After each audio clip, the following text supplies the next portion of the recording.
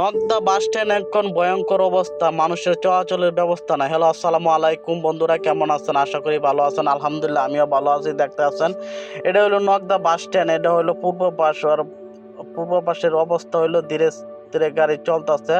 যেমন ফুটপাতে ফাঁকাররা এরকম মানুষ চলাচল, আর ফুটপাত তো পুরা বছরে থাকে ভাঙ্গা। আর এটা হলো পশ্চিম পাশ, ধীরে ধীরে গাড়ি চলতেছে।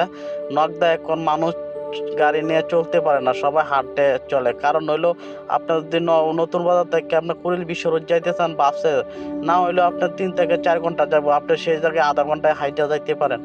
অনেক দুর্ভোগ মানুষে পোয়াইতেছে।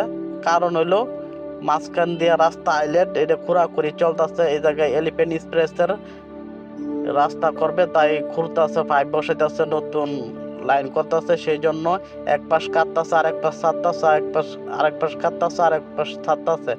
দেখতেছেন মা, এটা হইলো নগদা ফ্লাইওভার থেকে ভিডিওটা করা। এটা হইলো কুড়িল যাইতে রাস্তা পশ্চিম পাশ, দীর্ঘ লাইন, মানুষের কাটার গা হয়ে দাঁড়াইছে এখন নগদা বাস স্টেশন।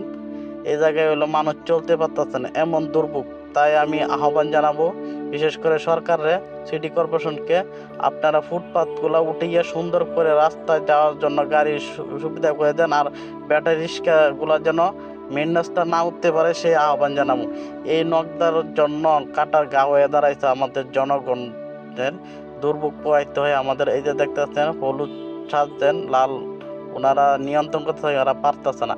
এই জায়গায় কঠোর সেনাবাহিনী নিতে হবে, একদম পুলিশ দিতে হবে, নিয়ন্ত্রণ করতে হবে। আমাদের দুর্ভোগ দেখার কেউ নাই।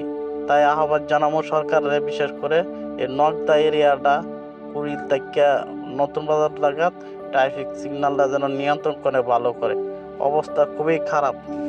তাই আহ্বান জানাবো, আপনারা ভিডিওটা সবাই শেয়ার করে দিবেন, আর আলমী নিউ ব্লকের পাশে থাকবেন। নতুন ভিডিও পেতে চাইলে আমার চ্যানেলটা সাবস্ক্রাইব করে পাশে থাকবেন। আল্লাহ হাফেজ।